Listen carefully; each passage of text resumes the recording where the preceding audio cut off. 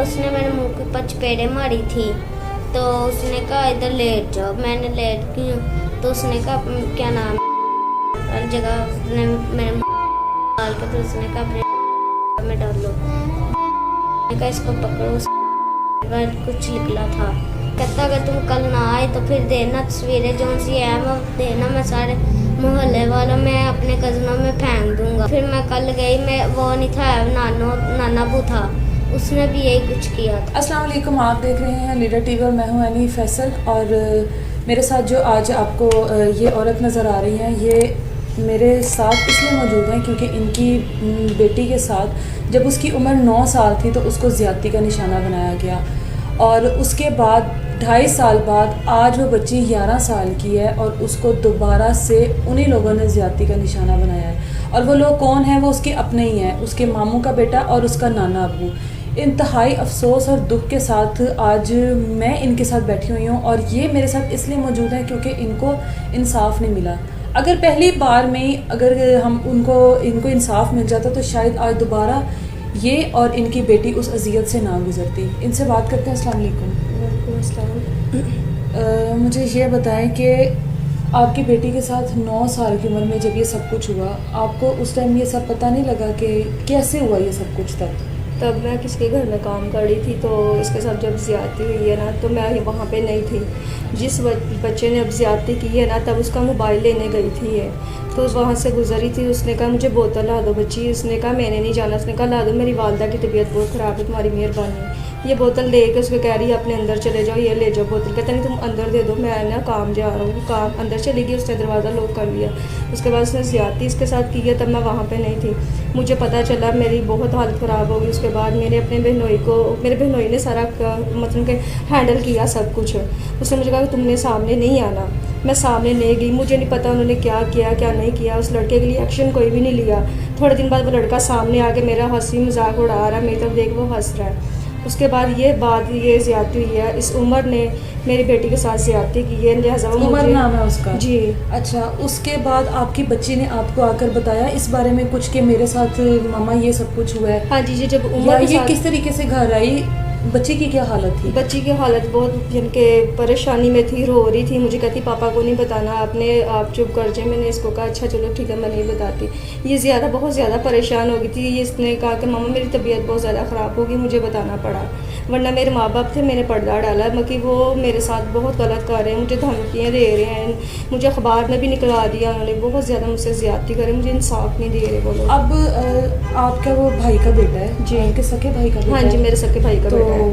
जाहिर है ये रिश्तेदारी के मामला होते हैं जी। उसके बाद अब दोबारा बच्ची को आपने उनके घर भेज दिया या आपने कंट्रोल नहीं किया इस चीज़ के ऊपर? नहीं, आप ही पहले उस लड़के ने नहीं था किया, कोई और लड़का था जिसने किया। अच्छा, पहले किसी और लड़के ने किया था। आपकी फैमिली का नहीं? फैमिली का नहीं है। अच्छा। फैमिली का होता तो फिर ऐसे होना ही क्या था। नहीं पता चला। उसका तो ये था कि मैंने पर्दा डाल लिया, मेरे को कोई बात नहीं। जब कोई अपना करता है तो वो बहुत दुख होता है, लिहाजा वो मेरे साथ बड़ी बदतमीजी कर रहे हैं। मेरी सारी सिस्टर। अब आपके भाई के बेटे ने जी और आपके फादर ने, जी, आपके अब्बू ने, जी, ये कितने खूबसूरत रिश्ते होते हैं। हम लोग कितना एतबार करते हैं अपने भाइयों पर, भाई के बच्चों पर, और अपने बाप के ऊपर हम लोगों को कितने मान होते हैं। लेकिन हमारे बाप भी हमारी बेटियों के जब तहफ़्फ़ुज़ के लिए नहीं खड़े होते, हमारे भाई के ऊपर हमें इतना मान होता है। भाई बहनों के लिए क्या कुछ होते हैं। और इनके भाई के बेटे ने अपनी फूफो की बेटी के साथ ये सब कुछ किया और बच्ची की उम्र सिर्फ 11 साल है। केस किया आपने उनके ऊपर? कोई FIR वगैरह किसी पुलिस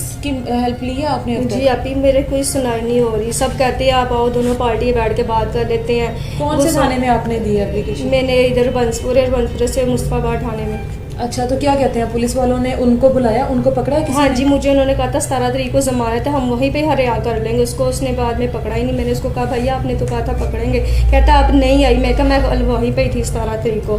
जब उसकी जमानत के लिए वहाँ गए ना तो मैं वहीं पे थी। वो कहते तुम तो वहाँ पे है ही नहीं थी। मैं कहा मैं है थी। आपने अपने बाप से शिकायत नहीं की इस चीज़ की कि आपके बाप ने आपकी छोटी मासूम बच्चे के साथ जो ये सब कुछ किया है? आपने आपका सका बाप है ना वो, आपने अपने बाप से शिकायत नहीं की कि तुमने ये मेरी बेटी के साथ क्या किया है?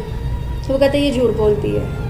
आपको अपनी बेटी के ऊपर यकीन है? आपकी जी। बेटी का मेडिकल हुआ है? जी हुआ है। मेडिकल में हर चीज़ क्लियर आई जी, है? आई तो है। उसके बाद वो कैसे इस चीज़ से वो deny कहते हैं कर आपने मेडिकल झूठा बनवाया। मैंने कहा ऐसे नहीं होता। मैं कहा, आप जो बात है- लोगों के घरों में काम करती हो, आपकी तो इतनी पहुंच है आपकी कि आप मेडिकल झूठा बनवा सको? जी ऐसे वो लोग ये कह रहे, मेरी कोई बात नहीं सुन रहा। बच्ची का बयान मैं आपको सुनाती हूँ। हरबंसपुरा में इन्होंने एफआईआर दी और वो ज़मानत के बाद रिहा हो गए हैं आज। ये हमारे मुल्क का कानून है कि छोटी छोटी बच्चियों को उनकी मासूमियत के साथ खेला जाता है और उसके बाद मुलजिम को रिहा कर दिया जाता है और मुलजिम आज़ाद तरीके से सड़कों पर दनदनाते फिरते हैं और उस फैमिली को और टॉर्चर करते हैं कि हम लोगों का आप कुछ नहीं बिगाड़ सकती। अब मैं आपको बच्ची का बयान सुनाती हूँ। मुझे ये बताओ अलिशबा, आपके साथ जब पहली बार किसी ने कोई बुरी बात की थी तो वो क्या हुआ था आपके साथ, और आप उनको जानती थी जिन्होंने किया था जब आप पहले हुआ था ये सब? नहीं, वो कौन थे? नहीं जानते थे। आप वो कौन थे? वो लोग आपके मोहल्ले के थे कोई? जी अच्छा, तो वो सब कैसे हुआ था मुझे बताओ। वो कहता था, मैं ना आंटी के घर से गुजरी थी, वो उम्मा ने कहा था मेरा ना मोबाइल लेके आओ, तो मैं ना मोबाइल लेने गई हूँ। तो वो क्या नाम है, वो कहता मेरी ना अम्मी की तबीयत नहीं ठीक है, मुझे ना वो ला दो बोतल। फिर मैं बोतल लेने गई हूँ, तो मैं लेके आई हूँ, तो कहता अंदर पकड़ा दो मेरी अम्मी को। मैंने कहा मैंने नहीं पकड़ानी, मैंने घर जाना, मेरी मम्मा मेरा वेट कर रही है। कहता पकड़ा दो। मैं पकड़ाने गई हूँ तो उसने कुंडी लगा ली, तो उसने भी अंदर आके किया था मेरे साथ। उसके बाद आपने अपनी मामा को आके सब कुछ बताया, तो वो क्या हुआ था उस टाइम? मामा को आके क्या बताया आपने? मेरी मम्मा काम कर रही थी घर में, तो मैंने अपनी नानू को आके बताया था। तो फिर मेरे नानू मेरे मामू फिर उधर गए थे उन्होंने घर, तो फिर वो लड़के को उन्होंने पकड़ लिया था।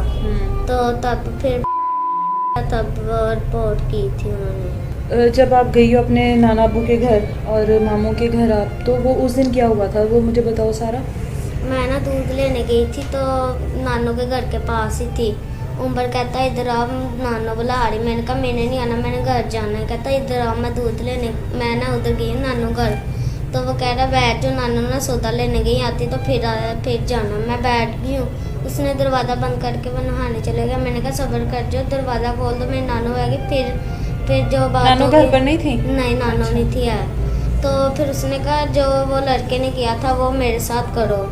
फिर मैंने कहा मैंने नहीं करना। वो उसने मेरे मुंह के ऊपर चपेड़े मारी थी, तो उसने कहा इधर लेट जाओ। मैंने लेट गई हूँ, तो उसने कहा क्या नाम हर जगह उसने मेरे मुंह डाल के, फिर उसने कहा अपने में डाल लो। मैंने कहा इसको पकड़ो। कुछ निकला था, उसने ज़मीन के ऊपर फेंका था। तो कहता अगर तुम कल ना आए तो फिर देना तुम्हें मैं क्या नाम है तस्वीरें जो सी है मैं देना, मैं सारे मोहल्ले वालों में अपने कज़नों में फेंक दूंगा। तो फिर मैं कल गई, मैं वो नहीं था, नाना अबू था, उसने भी यही कुछ किया था। उन्होंने नाना अब्बू ने भी किया। तो आपकी तस्वीरें उतार रहा था वो साथ साथ, वीडियो बना रहा था आपके साथ जी। साथ, मामू का बेटा आपके। आपने उस टाइम चीखी नहीं, आपने शोर नहीं मचाया? कोई आपको था। बचाया आकर? नीचे भी किराएदार आए थे, वो घर में नहीं थे आए, वो अकेला ही था। वो ऊपर रहते थे तो वो नीचे रहते थे, साथ भी किराएदार थे, वो अकेला ही था। अच्छा, जब नाना अब्बू के जब आपके कज़न ने आपके साथ ये सब कुछ गलत हरकत की है, तो आपने तब नहीं अपनी मामा को बताया था? बताया था, तब मुझे दर्द हुई थी, मैं घर गई भागी। मैंने मम्मा को बताया, मम्मा कहती क्या हुआ? मैंने कहा मम्मा उम्र ने ऐसे ऐसे किया। तब मैं रो रही थी, तो फिर उसने कहा कि कल भी आना। मैं फिर मम्मा को बताया, मम्मा कहती नहीं जाना। मेरे मम्मा की बहुत तबीयत सीरियस थी। फिर मैं चलेगी तो नाना अब्बू ने भी ऐसे ही किया था। मुझे इतनी तकलीफ़ हुई थी, तो मैंने चीखें मारी थी, नीचे भी नहीं था कोई है। जब नाना अब्बू के पास उस अगले दिन गई हो तब भी कोई नहीं था उनके घर? नहीं। नाना अब्बू ने आपको क्या कहा कि किसी को बताया तो क्या करेंगे? उन्होंने कहा था अगर किसी को बताया फिर देना, मैं तुम्हें क्या नाम है छत से नीचे फेंक दूंगा।